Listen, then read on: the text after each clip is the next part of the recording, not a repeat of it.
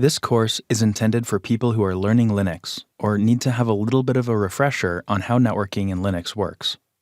I'm going to presume that you're at least a little bit familiar with working at the Linux command line.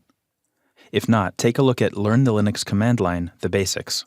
You don't need to have a whole host of commands memorized. You just need to be comfortable enough to use the new commands that I'll show you.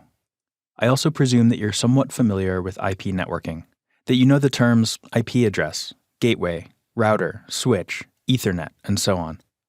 I'll start out the course with a quick refresher, but if you need more in-depth understanding, check out our Foundations of Networking series.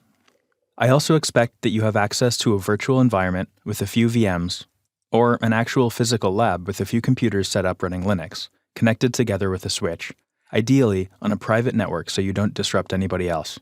I'll be using a virtual environment, set up with a NAT network, so my VMs are all on the same private virtual network.